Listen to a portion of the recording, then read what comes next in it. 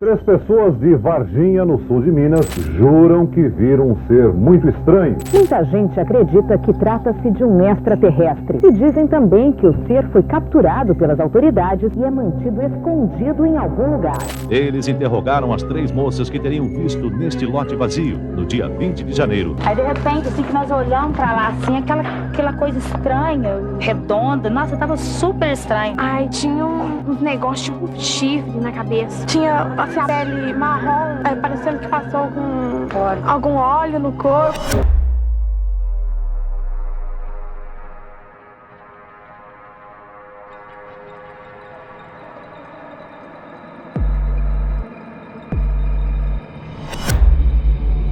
O mistério de Varginha voltou à tona no momento, mas dessa vez com relatos que deixam mais perguntas do que respostas. Após 30 anos, o caso ganha novos detalhes que fazem a história parecer ainda mais real. Em janeiro de 1996, uma pequena cidade no interior de Minas Gerais entrou para a história mundial da ufologia. O que começou com relatos ainda mais confusos, rapidamente se transformou em um dos casos mais controversos da humanidade.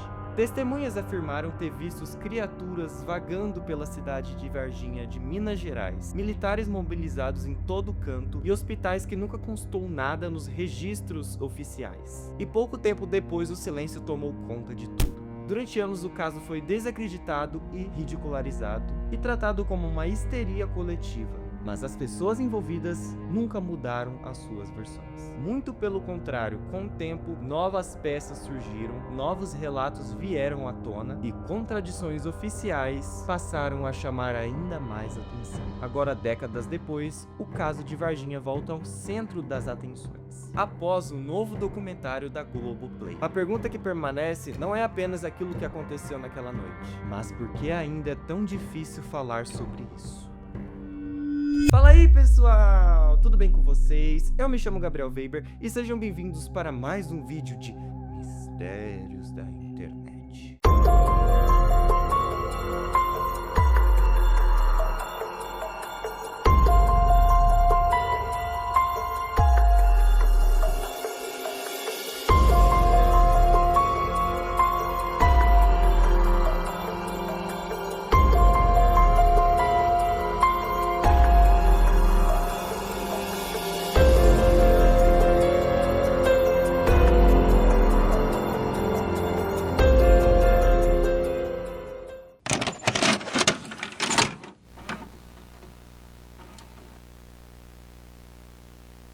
Na tarde do dia 20 de janeiro, a cidade enfrentava um clima incomum. Chovia forte, o clima era intenso, o céu parecia pesado. Foi nesse cenário que três jovens de 14 a 21 anos decidiram pegar um atalho, e foi ali que tudo começou. As irmãs Liliane e Valquíria, acompanhadas da amiga Kátia, afirmaram ter visto uma coisa que jamais conseguiram explicar. Agachada no terreno, havia uma criatura. Segundo elas, não era humana. Tinha olhos vermelhos, uma pele viscosa, 3 chifres na cabeça e um cheiro forte de amônia, e uma aparência que causou pânico imediato. As três correram desesperadas, chegaram em casa e afirmaram à mãe que tinha visto o diabo. Ela não acreditou e decidiu ir até o local. No terreno baldio, a mãe afirma não ter visto nada naquele local, mas algo chamou a atenção. Um cheiro forte, desagradável, um cheiro parecido com amônia, um cheiro impossível de descrever e uma marca estranha no chão. Havia um cachorro que não parava de cheirar o mesmo ponto.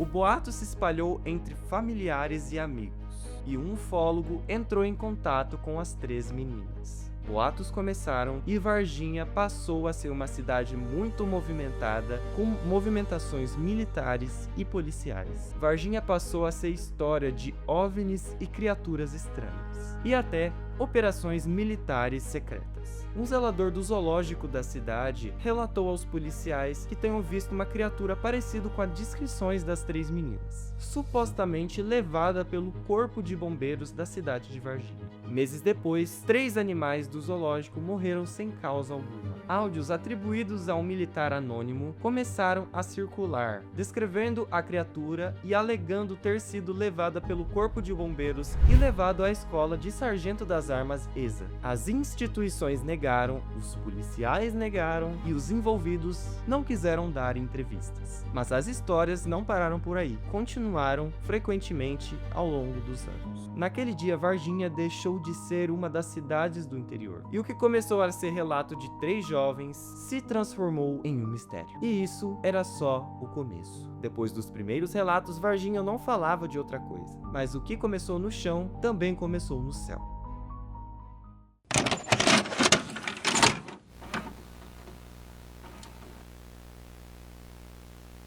Na zona rural da cidade, os proprietários de uma fazenda, Oralina e Eurico de Freitas, afirmaram ter presenciado algo em comum. Era madrugada, janeira daquele mesmo ano. Oralina diz ter sido acordada pela agitação dos animais no pasto. Algo os havia assustado. Ao olhar para fora, ela afirma ter visto um objeto voador pairando sobre a fazenda. Ela chamou o marido e juntos observaram o fenômeno por cerca de 40 minutos. Tempo demais para ser confundido com um engano rápido. O objeto não fazia barulho algum e não se movia como um avião comum, apenas simplesmente pairava. Anos depois, um documento oficial traria um detalhe ainda mais perturbador. Em fevereiro de 2017, foi divulgado um arquivo do Ministério da Aeronáutica. O documento relatava que em 1971, fazendeiros e comerciantes já afirmaram ter visto OVNIs sobrevoando a região. Segundo o relatório, um desses objetos teria sobrevoado a escola do sargento das armas em Três Corações, trazendo transtornos aos moradores da época, décadas antes de 1996. Então, o fenômeno já estaria ali. A pergunta que começa a surgir é inevitável. O que aconteceu em Varginha foi um evento isolado ou apenas mais um capítulo de algo que vinha acontecendo anos atrás?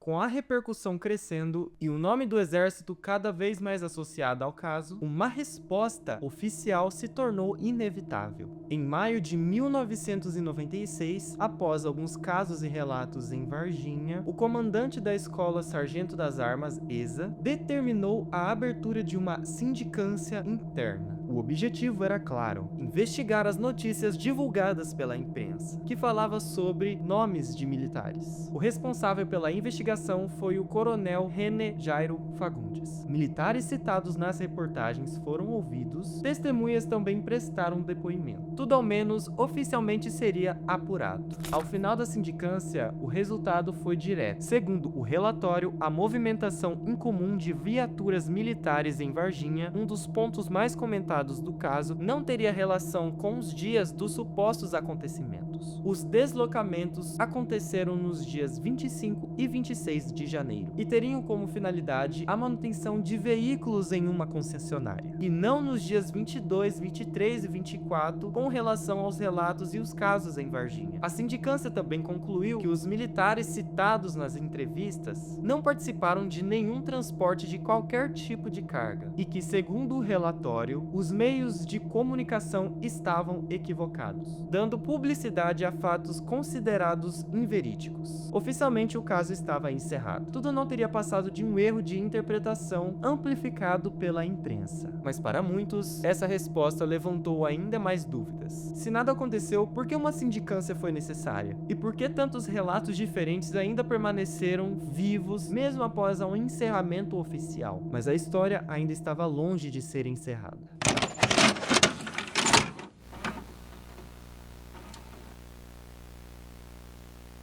Após o suposto encontro e a captura da criatura em Varginha, várias versões surgiram sobre o que teria acontecido em seguida, e especialmente para qual hospital ela foi levada. Segundo relatos coletados por pesquisadores e ufólogos, a criatura teria sido inicialmente levada ao Hospital Regional do Sul de Minas, no centro de Varginha. Algumas versões afirmaram que, ao chegar a uma ala de instituição, foi isolada e que os militares e policiais permaneceram no local por horas, impedindo o acesso de funcionários e visitantes. visitantes. Testemunhas que passaram pela porta do hospital naquela noite disseram ter visto movimentação intensa de viaturas e pessoal uniformizado. Logo depois, sempre de acordo com relatos não oficiais, o ser teria sido transferido do hospital regional para o Hospital Humanitas, um pouco mais afastado do centro de Varginha. O Hospital Humanitas seria mais equipado e fácil de manter oculto do público. Lá, a criatura teria permanecido por cerca de 30 horas isolada de pacientes e funcionários comuns. Alguns relatos afirmaram que pessoas viram a criatura sendo retirada em um veículo em volta de sigilo. Apesar dessas versões circularem entre ufológicos e curiosos, nem o Hospital Regional e nem o Hospital Humanitas reconhecem oficialmente ter recebido qualquer criatura fora do comum em 1996. Há ainda relatos de profissionais da área médica ligados ao caso, que em entrevistas ou publicações disseram ter ouvido ou visto material que indicaria que algo foi levado ao hospital, mas que não possuem cópias ou registros próprios, e que equipes médicas que teriam tido contato foram orientados a não comentar publicamente. Um exemplo é o neurologista Ítalo Denelli Venturelli, que relatou ter sido levado a uma área isolada dentro do hospital onde viu uma figura com características incomuns, mas sem registros documentais ou materiais oficiais divulgados por ele mesmo.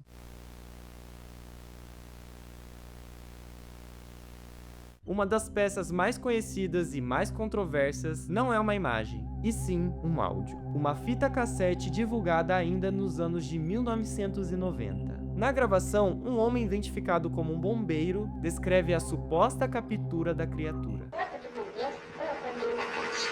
Uma caixa de madeira coberta com saco. Não é desse número.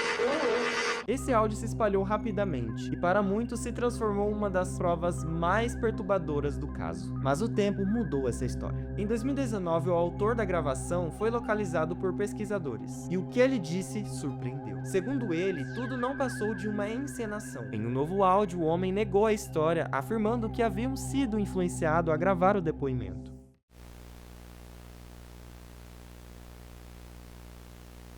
Em 29 de janeiro de 1997, o comandante da Escola de Sargento das Armas, a ESA, determinou a instauração de um inquérito policial militar. O motivo foi direto: as alegações apresentadas no livro Incidente em Varginha, de Vittorio Pacassini e Max Portes. O objetivo do IPM era analisar se havia fundamento nas acusações envolvendo militares, operações sigilosas e captura de criaturas. O resultado desse inquérito só seria tornado público anos depois, e em outubro de 2010 por meio da imprensa. Segundo o relatório, o caso se baseava em pesquisas consideradas pseudocientíficas, descrições classificadas como sensacionalistas e provas essencialmente testemunhais, apontadas como de credibilidade duvidosa. Para o IPM, a explicação mais provável para a criatura, vista pelas três jovens, seria algo bem diferente de muitos que imaginavam. A hipótese apresentada foi a que se tratava de um morador da região conhecido como Mudinho, uma pessoa com transtornos mentais. A movimentação de veículos militares também foi descartada como evidência de algo extraordinário. Segundo o inquérito, viaturas do exército estavam em manutenção. As chuvas fortes daquele período provocaram diversas ocorrências, e os atendimentos feitos pelos bombeiros não envolveram apreensão de animal ou criatura estranha. A conclusão final do IPM foi clara: a obra Incidente em Varginha foi considerada de caráter ficcional, e apesar do que o relatório chamou de ingenuidade, nenhum crime teria sido cometido. Oficialmente, o caso estava encerrado, mas para muitos a pergunta permanecia: essa explicação realmente resolve todas as contradições ou apenas coloca um ponto final administrativo em uma história que nunca deixou de ser debatida? O ufólogo Marco Antônio Petit afirma ter reunido o depoimento de diversas fontes que confirmariam dois pontos centrais: a presença de seres extraterrestres e a queda de uma aeronave. Segundo ele, esses eventos teriam sido acobertados pelas autoridades brasileiras. Não há provas materiais tornadas públicas, mas para Petit, o volume e a consistência dos relatos sustentariam a tese de encobrimento. O falecido ufólogo Claudeir Covo questionava um ponto frequentemente citado: a chuva intensa no dia do avistamento. Segundo ele, não estaria chovendo no dia que aquelas 3 meninas estavam passando pelaquele terreno baldio e terem visto aquela criatura. Um detalhe aparentemente pequeno, mas que para alguns investigadores enfraquece versões oficiais e fortalece suspeitas de manipulação narrativa. Um dos relatos mais sensíveis do caso envolve as próprias testemunhas. As irmãs Liliane e Valquíria afirmaram que cerca de 4 meses após o ocorrido, 5 homens apareceram em sua casa por volta das 10 da noite. Eles teriam oferecido dinheiro para que as jovens gravassem entrevistas desmentindo o que haviam dizendo. Segundo as irmãs, após recusarem, homens misteriosos começaram a seguir a mãe e telefonemas frequentes passaram a ocorrer. Com medo, decidiram tornar a situação pública. Deram entrevistas à imprensa e, segundo elas, a perseguição cessou. Em uma reportagem exibida no Fantástico, foi apresentado um relato atribuído a um militar anônimo. Ele descrevia a criatura e afirmava que ela teria sido levada para a Escola de Sargento das Armas, a ESA. Em resposta, o comandante da ESA, General Lima, leu uma nota pública negando completamente a história. O coronel Olímpio Vanderlei, apontado no relato como responsável pela captura, não concedeu entrevista. Por telefone, afirmou que a história teria sido inventada por um ex-soldado.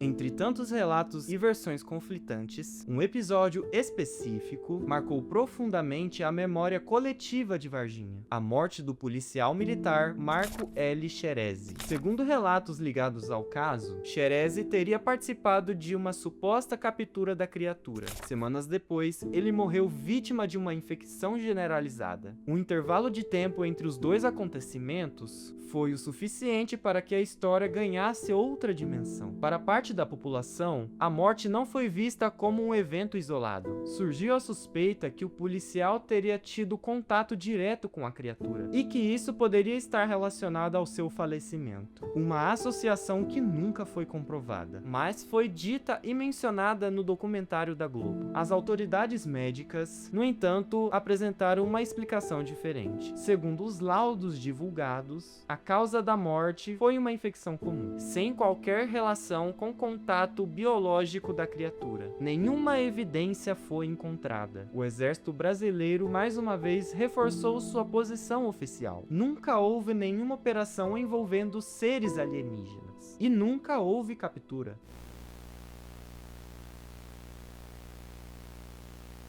Durante muitos anos, falar sobre OVNIs significava enfrentar descrédito, ironia e silêncio. Casos como o de Varginha foram tratados como folclore ou uma histeria coletiva. Mas algo mudou. Nos últimos anos, governos e instituições internacionais passaram a tratar o tema com uma outra postura. O que antes era chamado de disco voador, agora recebe nomes oficiais técnicos e mais cautelosos. Fenômenos aéreos não identificados deixaram de ser apenas assunto de teorias da conspiração e passaram a integrar debates públicos, científicos e militares. A divulgação de documentos oficiais, relatórios e audiências públicas em outros países abriu um espaço para uma pergunta inevitável: e se nem tudo puder ser explicado? Esse movimento internacional fez com que antigos casos fossem revisitados, e Varginha voltou ao centro da discussão. Novos relatos, novas vozes. Com esse novo cenário, pessoas que permaneceram em silêncio por décadas começaram a se pronunciar. Moradores,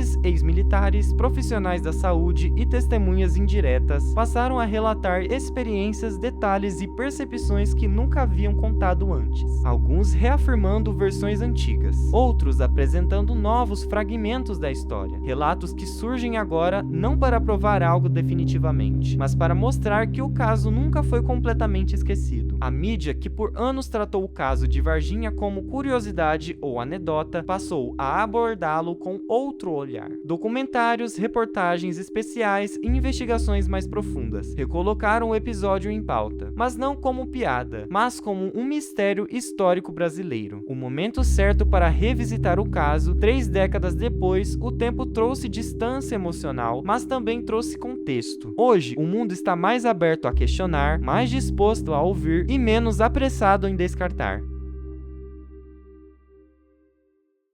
Nós acreditamos que o caso, se ficar comprovado que é definitivamente verdadeiro, ele é tão importante ou talvez mais importante do que o caso Roswell. Depois depois de 30 anos, o caso de Varginha continua dividindo opiniões. Para alguns, tudo não passou de um engano ou uma histeria coletiva. Para outros, algo aconteceu, mas nunca foi explicado. Entre documentos oficiais e relatos humanos, o mistério não está apenas no que foi visto, mas no que foi dito e no que jamais foi esclarecido. E agora eu quero saber de você. Você acredita que o caso em Varginha foi algo real ou acha que a verdade ainda está escondida? Deixe a sua opinião aqui nos comentários abaixo. Então foi isso, pessoal. Espero que vocês tenham gostado desse vídeo. Deixa o seu like, se inscreva no canal e ativa o sininho de notificação para não perder nenhum vídeo novo. E me siga nas redes sociais para ficar ligadinho nos bastidores. Que esse ano seja próspero pra gente. Esse é o meu ponto inicial para 2026. Muito obrigado para vocês que chegarem até aqui. Rumo a 1000 inscritos.